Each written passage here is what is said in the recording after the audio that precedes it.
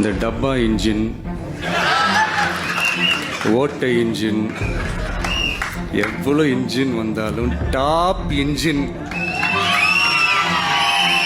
நம்ம டிவிக்கே தான்ன்றதை மக்கள் ஆல்ரெடி முடிவு பண்ணிட்டாங்க. அதனால நம்மளுடைய தோழர்கள் அதை மனசுல நல்லா ஏத்திக்கிட்டு இன்னும் ஷார்ப்பா ஒர்க் பண்ணுங்க.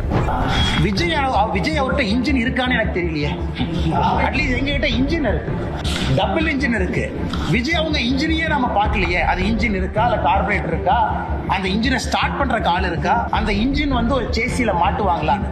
வண்டி இல்ல, சேசி இல்ல, இன்ஜின் இல்ல, அதுக்குள்ள போடுற பெட்ரோல் இல்ல, டீசல் இல்ல.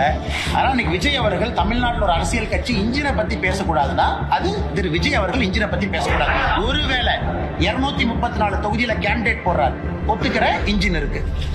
234 கேண்டிடேட்டும் மக்கள் ஏத்துக்கிறாங்க, அதுக்கு போடுற பெட்ரோல் இருக்கு. விஜய் வெளியே வந்து வீதி வீதியாக தெரு தெருவாக பிரச்சாரம் பண்றார், சேசி இருக்கு. மக்கள் ஓட்டு போட்டு ஒரு நல்ல சதவீதம் வர்றாரு, அந்த வண்டி ஓடுது. இன்ஜினே இல்ல, சேசி இல்ல, பெட்ரோல் இல்ல, டீசல் இல்ல. அவங்க எல்லாம் இன்னைக்கு பாரதிய ஜனதா கட்சியை பார்த்து டப்பா இன்ஜின், இந்த இன்ஜின்ங்கிறாங்க. அடுத்து திரு ஸ்டாலின் அவர்கள் சொன்னது,